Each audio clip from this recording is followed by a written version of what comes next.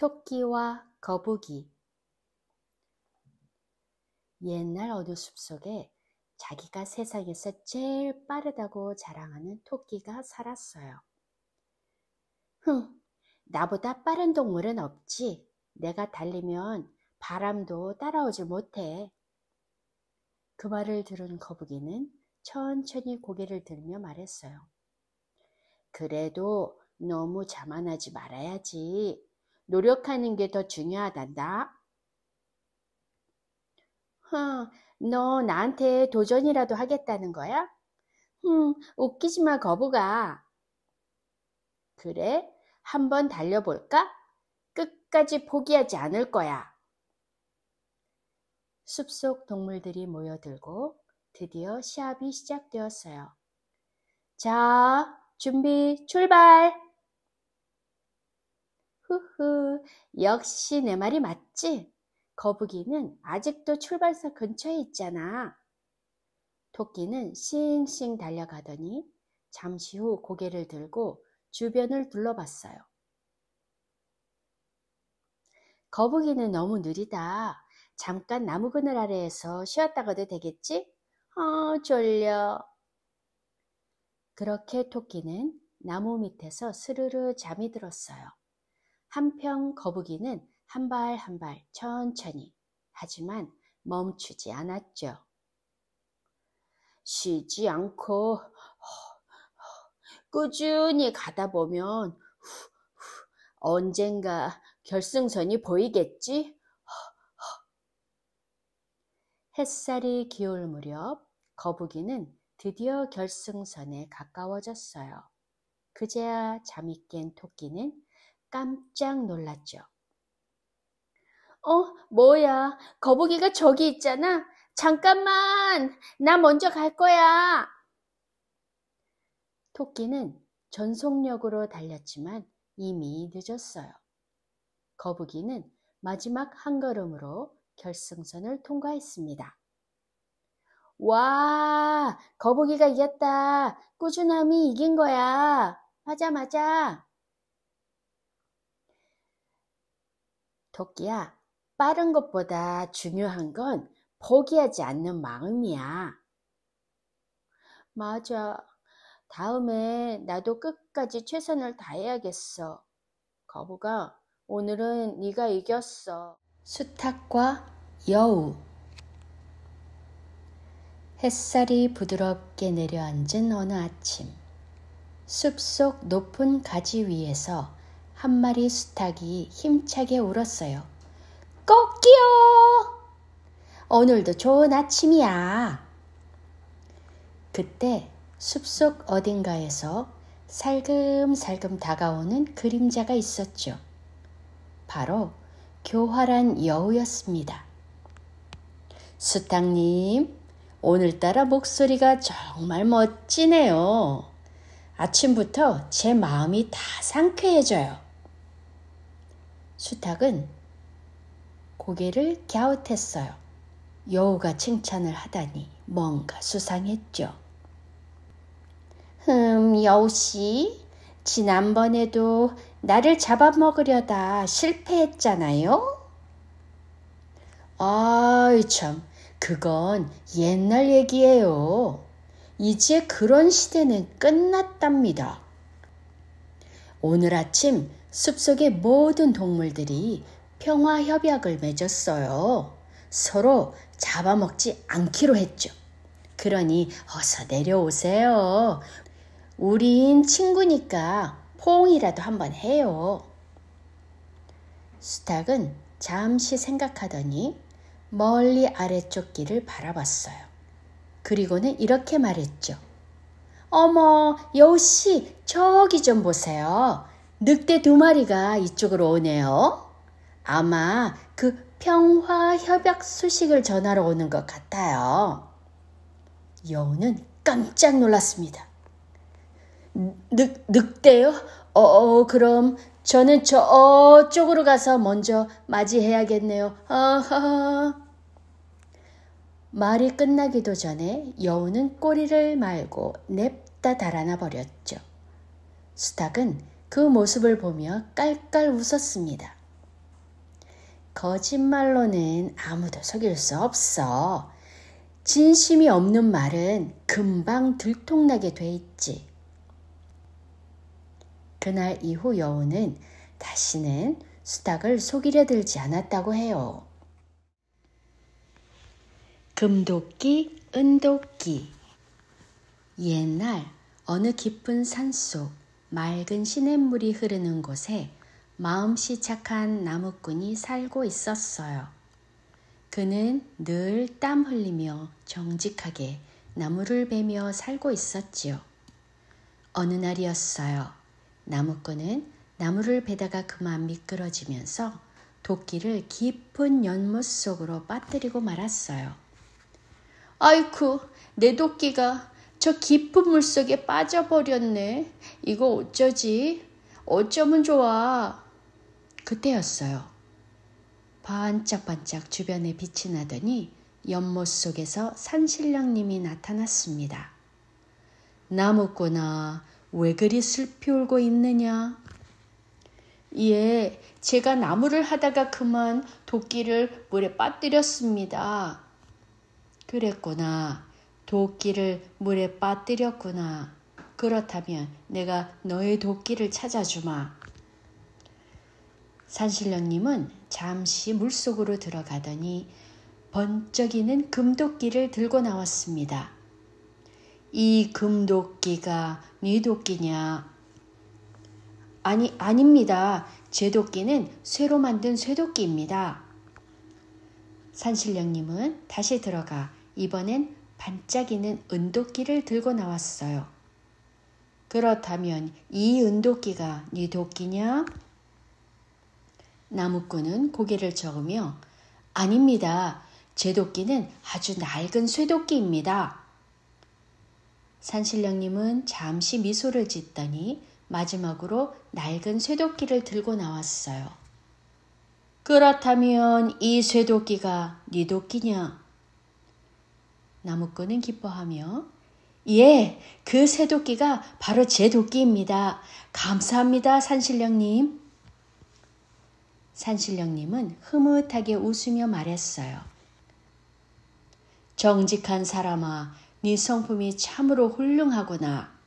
네 정직함에 감동하여 내가 이 금도끼와 은도끼도 함께 너에게 선물로 주마.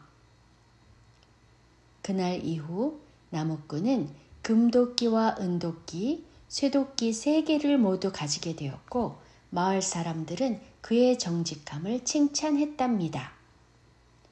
며칠 뒤 이 소식을 들은 욕심 많은 나무꾼이 그 연못으로 갔어요. 욕심쟁이 나무꾼은 일부러 도끼를 연못에 던져놓고는 산신령님이 나오기를 기다렸죠. 산신령님은 금도끼를 보여주면서 이 금도끼가 네 도끼냐? 욕심쟁이 나무꾼은 눈을 번쩍 뜨며 예, 그 금도끼가 바로 제 겁니다요. 산신령님은 눈썹을 찡그리고 화를 내며 말했어요. 거짓말을 하느니 욕심쟁이 나무꾼아, 너는 벌을 받아야 하겠다. 그래서 그 욕심 많은 나무꾼은 금도끼는커녕 자기의 쇠도끼마저 잃어버리고 말았답니다. 구렁덩덩 신선비. 옛날에 깊은 산골에 마음씨 착한 부부가 살고 있었어요. 그런데 아무리 세월이 흘러도 아이가 생기지 않았지요. 하늘님, 우리에게도 아기 하나만 내려주세요. 그렇게 간절히 빌던 어느 날 할머니 앞에 커다란 알이 하나가 굴러왔어요.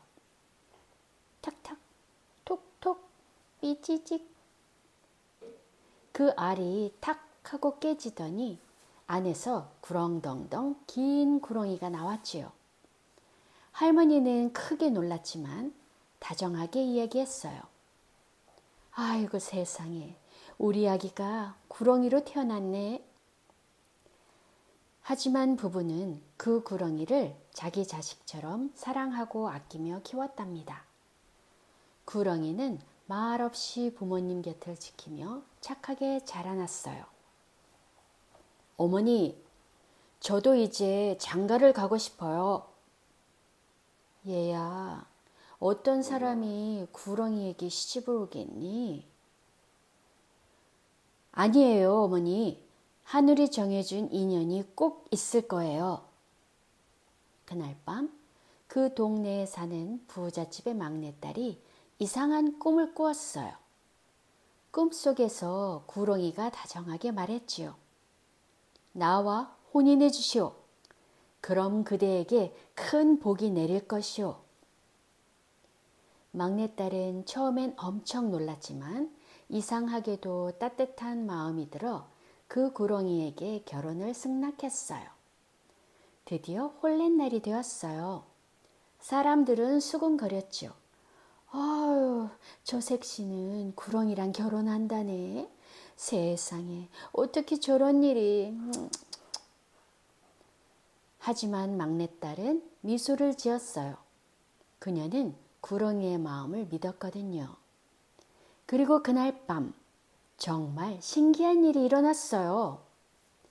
구렁이는 허물을 벗으며 멋진 청년으로 변했던 거예요. 나는 하늘에서 벌을 받아서 구렁이로 살았던 신선이라오. 나를 믿고 구렁이에게 시집온 당신의 진심 덕분에 나는 다시 사람으로 돌아왔소. 사람들은 모두 놀라며 박수를 쳤고 두 사람은 하늘의 축복 속에 멋진 한 쌍이 되었답니다. 그 후 신선비와 아내는 부모님을 정성껏 모시며 마을 사람들과 함께 행복하게 살았어요. 해와 달이 된 오누이. 옛날 아주 먼 옛날 깊은 산속 작은 마을에 가난하지만 마음 쉬고운 어머니와 착한 오누이가 살고 있었습니다.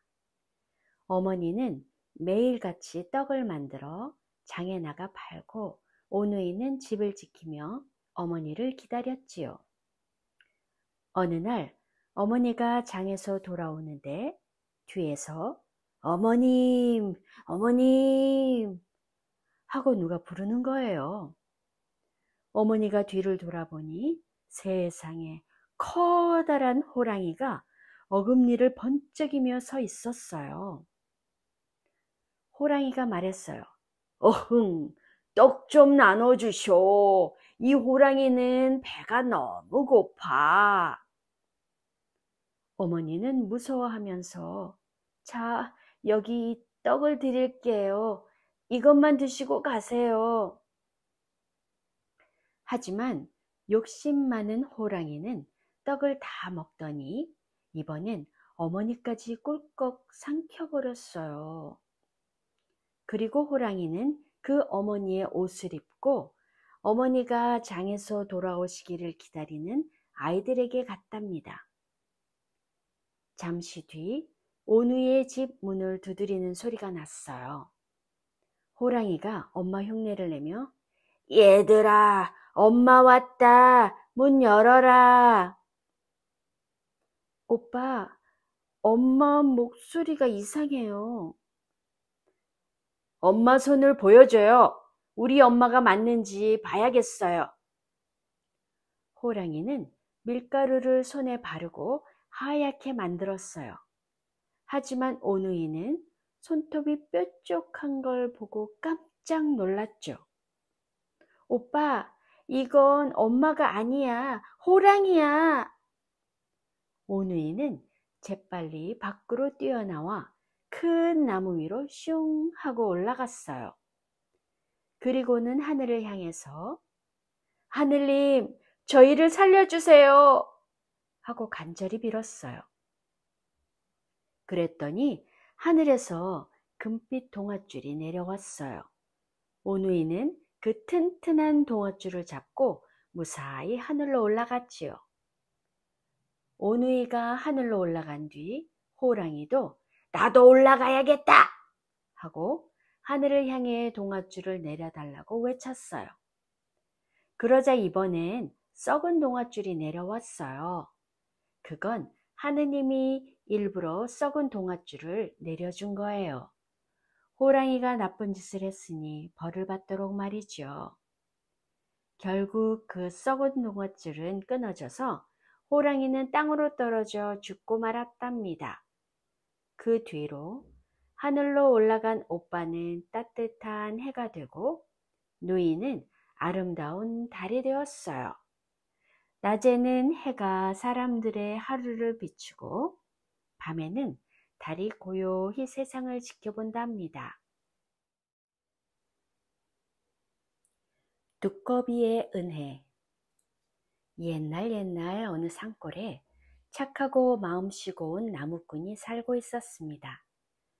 나무꾼은 가난했지만 남을 돕는 걸 좋아했어요.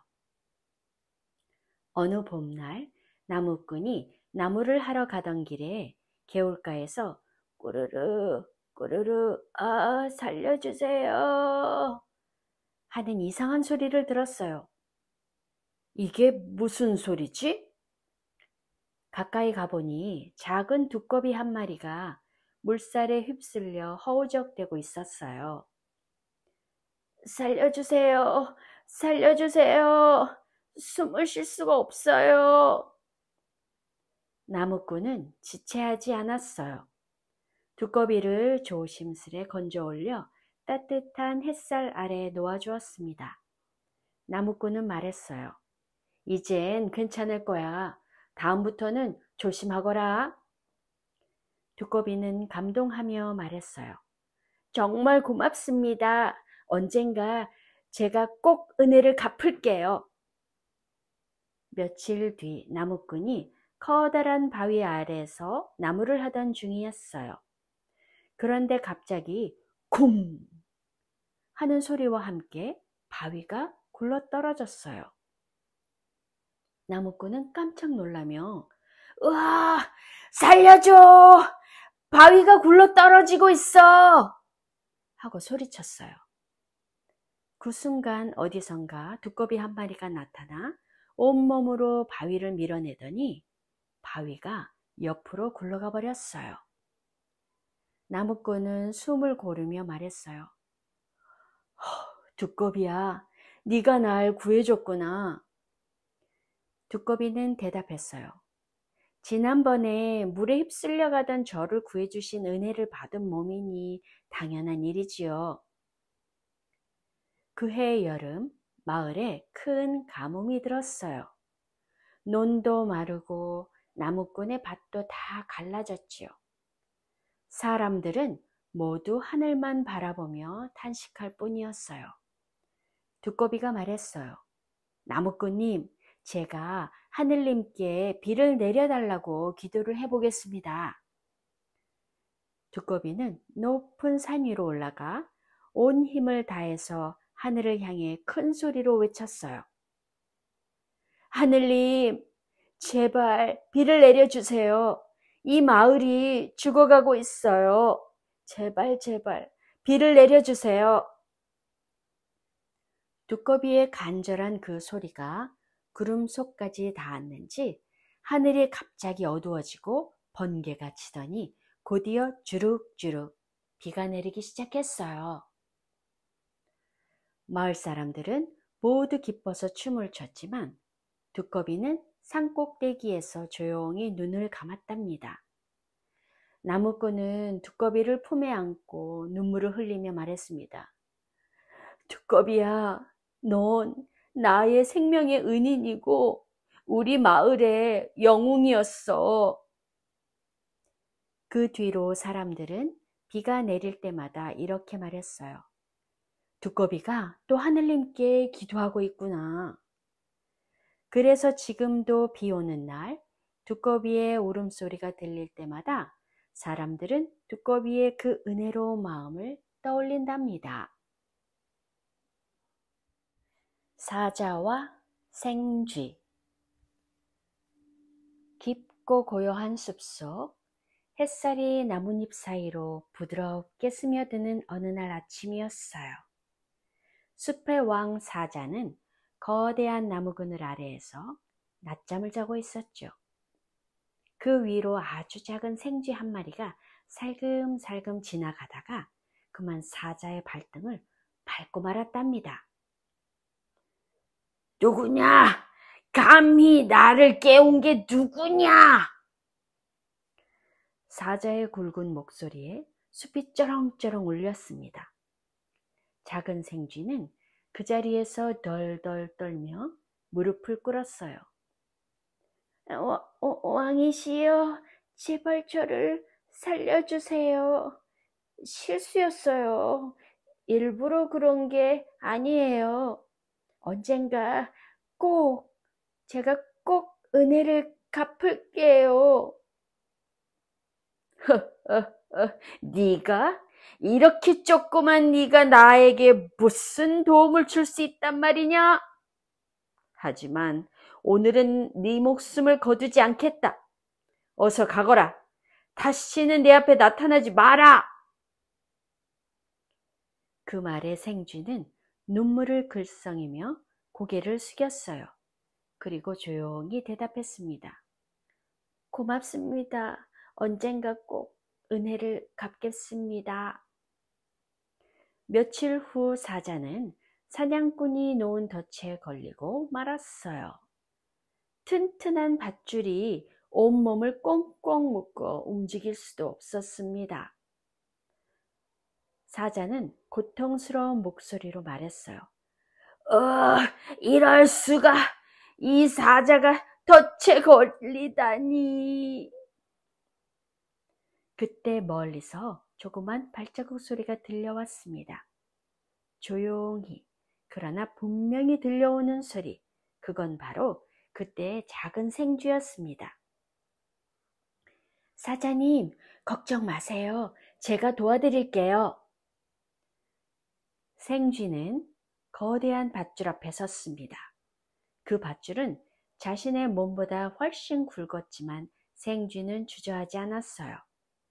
작은 이빨로 밧줄을 물고 밤새도록 갉아먹었습니다. 손톱만한 이빨이었지만 그 안에는 은혜를 갚겠다는 마음이 담겨 있었던 것이었죠. 결국 밧줄이 툭 끊어졌습니다. 사자는 자유로워졌어요. 사자는 감격스러워하며 말했어요. 작은 생쥐야, 정말 네가 나를 구했구나. 나는 네가 이런 일을 해낼 줄 몰랐단다. 전에도 말씀드렸잖아요. 이 생쥐처럼 작다고 무시하지 마세요. 작은 존재라도 진심이 있으면 큰 기적을 만들 수 있어요. 사자는 깊이 고개를 숙였습니다. 그의 눈엔 따뜻한 눈물이 맺혔죠. 그날 이후 사자는 더 이상 작은 존재를 무시하지 않았습니다. 그리고 사자와 생쥐는 서로를 지켜주는 진정한 친구가 되었답니다. 양치기 소년. 푸른 언덕 위에 양들이 풀을 뜯고 있고 어린 소년이 피리를 불며 앉아 있습니다. 옛날 어느 조용한 산마을에 한 소년이 살고 있었습니다. 소년은 매일같이 언덕 위에서 양을 돌보며 시간을 보냈죠. 또 늑대도 안 오고 친구도 없고 너무 심심하다 심심해. 지루함이 쌓이던 어느 날 소년의 눈이 반짝였어요. 소년은 장난스럽게 그래, 마을 사람들을 한번 놀래켜볼까? 소년이 언덕 위에서 마을을 향해 손을 흔들며 소리를 칩니다. 늑대다! 늑대가 나타났어요! 양들이 잡혀가요! 깜짝 놀란 마을 사람들은 삽과 몽둥이를 들고 허겁지겁 달려왔습니다. 마을 사람들이 물었습니다. 늑대가 어디 있니? 늑대가 어디 있어? 소년은 배시시 웃으며 대답했어요. 헤헤, 늑대는 없어요. 그냥 장난이었어요. 마을 사람들은 허탈해하면서 화난 얼굴로 돌아갔습니다. 얘야, 거짓말은 사람의 마음을 다치게 한단다. 하지만 소녀는 반성하지 않았어요. 오히려 사람들의 반응이 재미있다고 생각했죠. 며칠 뒤 햇살이 밝은 어느 오후 소년이 또 언덕 위로 올라갔습니다.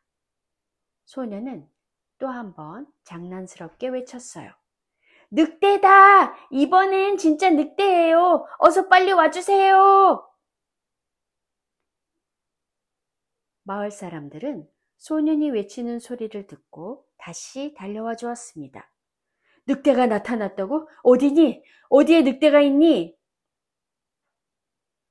소년은 까르르 웃으며 대답했어요. 또 속았죠? 늑대는 나타나지 않았다고요.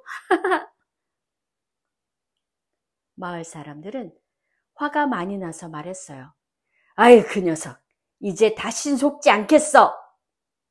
그리고 모두 돌아가 버렸어요. 그러던 어느 날이었어요.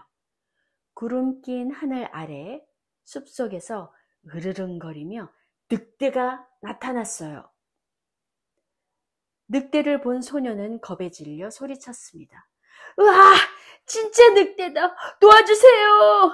늑대가 양을 잡아가요! 이번엔 진짜라고요! 소년이 마을을 향해 뛰며 외쳤지만 아무도 나오지 않았습니다. 이번엔 진짜 늑대가 나타나서 양들을 잡아갔지만 아무도 믿어주지 않았습니다. 에이그, 또 거짓말이겠지. 사람들은 문을 닫고 고개를 저었어요. 해질녘 언덕 위에 양들이 사라진 자리에서 홀로 앉은 소년이 울먹이며 말했지요. 미안해요. 근데 이번엔 정말 진짜였다고요. 그날 이후로 소년은 다시는 거짓말을 하지 않았습니다. 소년은 뼈저리게 깨달았죠. 한 번 잃은 믿음은 다시 얻기 어렵다는 것을요. 이젠 절대 거짓말하지 않을 거야. 진심으로 말하는 사람이 될 거야. 개미와 배짱이. 옛날 어느 여름날 따뜻한 햇살이 내리쬐는 초원에 부지런한 개미들과 노래 부르기를 좋아하는 배짱이가 살고 있었어요. 개미들은 오늘도 열심히 먹을 것을 나르고 있었죠. 그런데 배짱이는 나무 위에서 기타를 치며 신나게 노래를 부르고 있었지요. 얘들아, 이렇게 더운 날엔 일은 그만두고 쉬어야지. 나랑 같이 노래하자. 일은 내일 하면 되잖아. 오늘은 신나게 놀자. 개미가 대답했어요. 우린 겨울을 대비해서 먹을 걸 모아야 해. 지금 놀면 나중에 굶게 될 거야. 날씨가 추워지면 어떻게 하려고 그래? 배짱이는 웃으며 말했어요. 헤헤, 겨울은 아직 멀었잖아. 지금은 여름이야. 노래할 시간이라고. 배짱이는 웃으며 노래를 계속 불렀고 개미들은 아랑곳하지 않고 묵묵히 서로 도와가며 일을 계속했어요. 시간이 흘러 가을이 지나가고 차가운 겨울이 찾아왔어요. 눈이 소복이 내리고 들판은 얼어붙었지요. 배짱이는 덜덜 떨며 나무 밑둥에 웅크리고 있었죠. 아이고 추워. 너무 춥고 배고파. 뭐 먹고 싶다. 그때 개미들이 하는 말을 들을걸. 나는 이제 먹을 것도 따뜻한 집도 없잖아. 배짱이는 춥기도 하고 배가 너무 고파서 결국 용기를 내어 개미의 집을 찾아갔어요. 배짱이는 개미야, 어제부터 아무것도 못 먹었어. 너무 배가 고파. 나 좀 도와줘. 개미는 말했어요. 배짱이야, 여름에 그렇게 놀기만 하더니 겨울엔 먹을 것이 없었구나. 배짱이는 울먹이며 대답했지요. 미안해. 그땐 몰랐어. 너희가 하는 말도 안 듣고 내가 너무 게을렀어. 개미는 잠시 생각하더니 배짱이에게 따뜻한 음식을 나눠주었어요. 그리고 말했죠.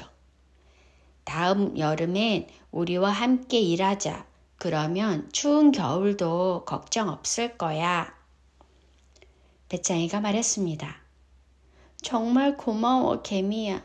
다음엔 나도 꼭 열심히 일할게.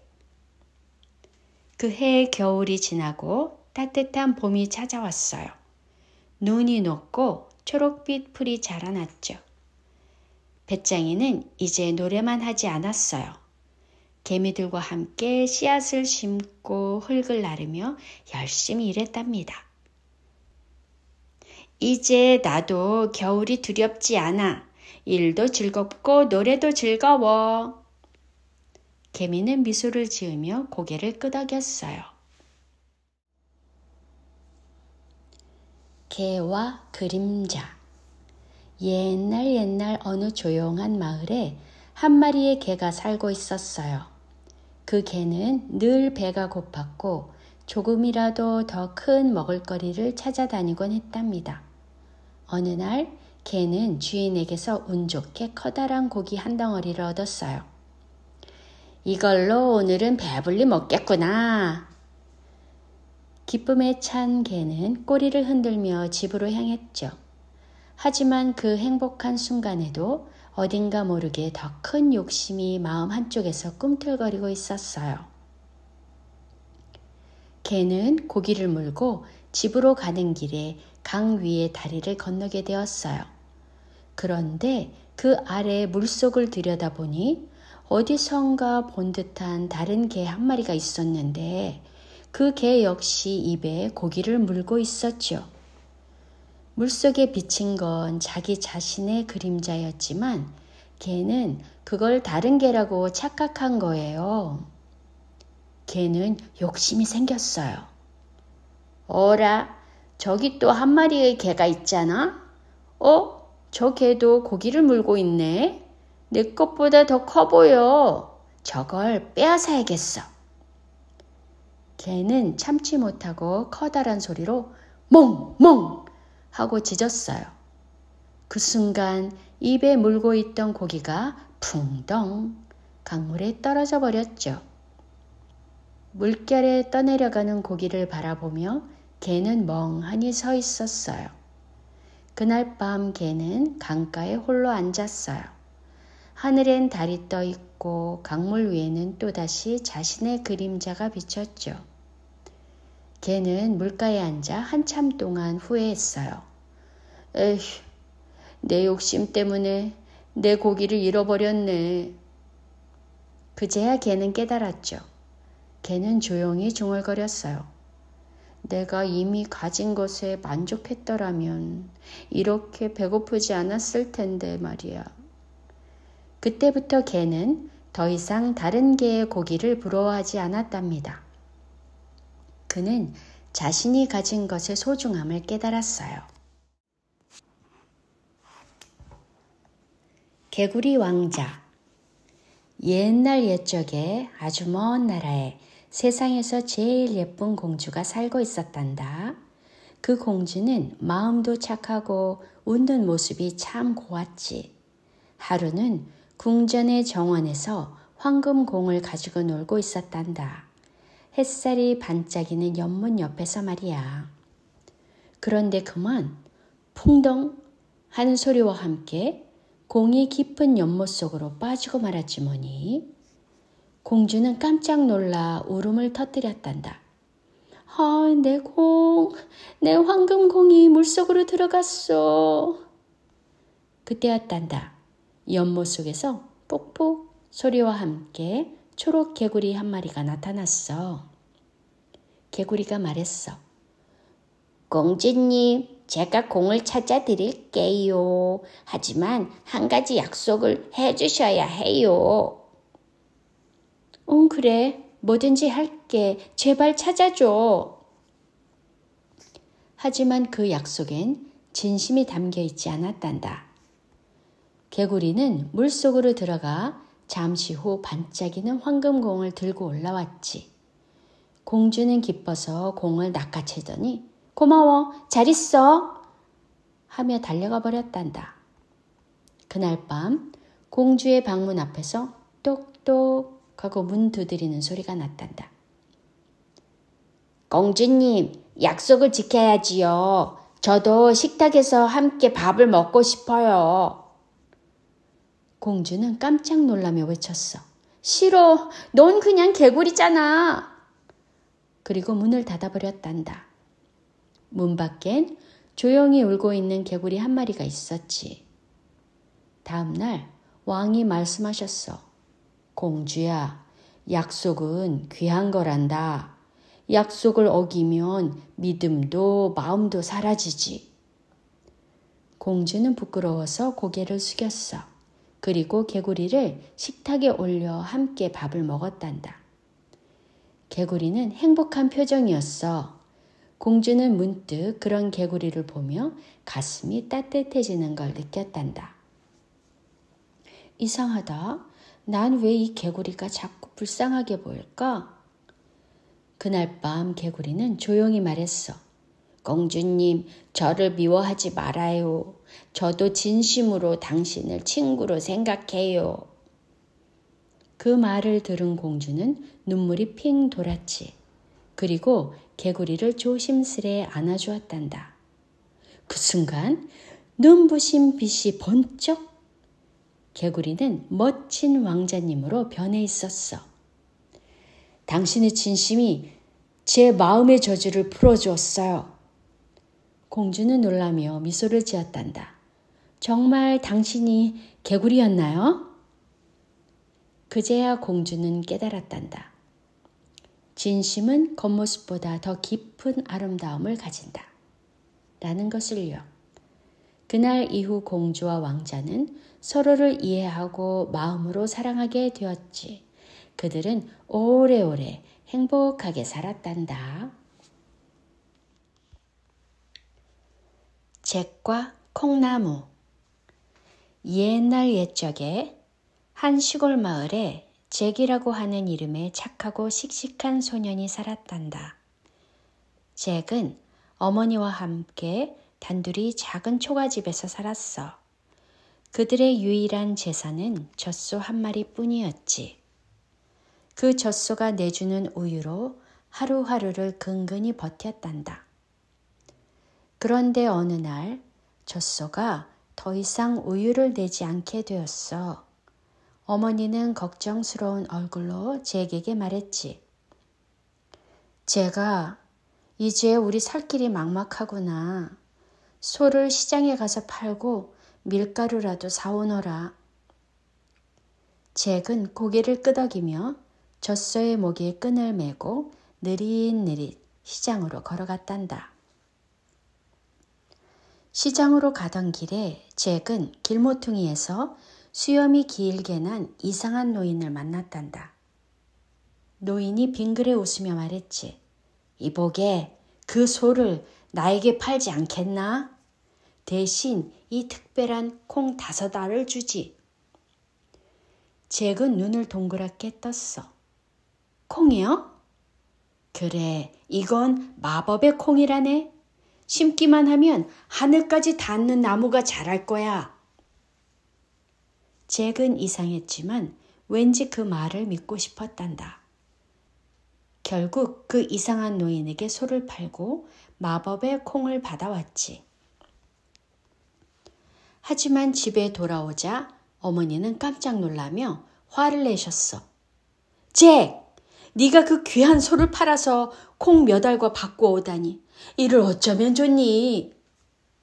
그리고는 콩을 휙 창문 밖으로 던져버리셨단다. 그날 밤 잭은 이불 속에서 조용히 울었단다. 내가 어리석었나 봐. 엄마가 많이 실망하셨어.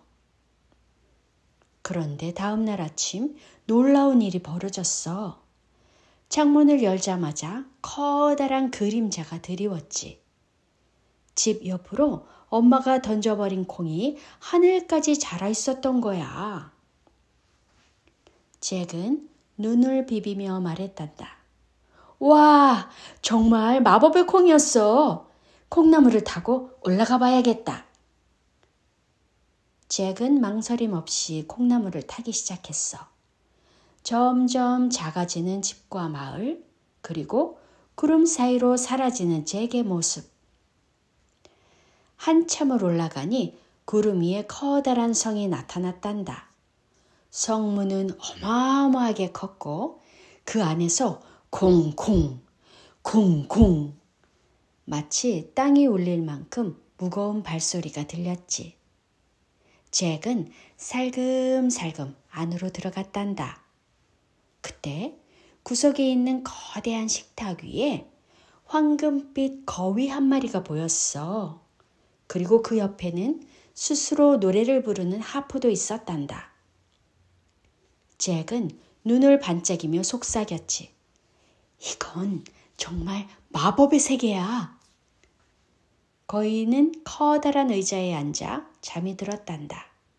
코를 드르렁 드르렁 골며 말이지. 그 틈을 타서 잭은 살금살금 걸어가 황금 거위를 품에 안았어. 그런데 그때 하프가 놀라서 띵띵 소리를 냈지. 거인이 눈을 번쩍 뜨며 소리쳤어. 내 보물을 훔치는 놈이 누구냐? 잭은 혼비백산에서 달리기 시작했단다. 거대한 성문을 빠져나오며 구름 위를 달리는 잭의 발밑에서 구름이 흩어졌지. 뒤에서는 거인의 발소리가 요란하게 울렸단다. 콩콩, 콩콩, 콩콩. 하지만 잭은 포기하지 않았어. 잭은 집에 도착하자마자 소리쳤어. 어머니, 어머니, 도끼를 주세요. 빨리요. 그리고는 숨도 고르지 않고 콩나무를 베기 시작했단다. 툭툭, 툭툭툭. 거인은 거의 다 내려왔어. 잭이 마지막으로 도끼를 3개 내리치자 콩나무가 흔들리며 쾅 하고 쓰러졌지. 거인은 그 자리에서 땅으로 떨어져 사라지고 말았단다. 그날 이후 잭과 어머니는 황금 거위가 낳는 황금알 덕분에 가난에서 벗어났단다. 이제는 더 이상 배고프지 않았고 따뜻한 옷을 입고 웃으며 하루를 보낼 수 있었지. 잭은 늘 이렇게 말했단다. 용기 있는 마음이 없었다면 이런 기적도 없었을 거예요.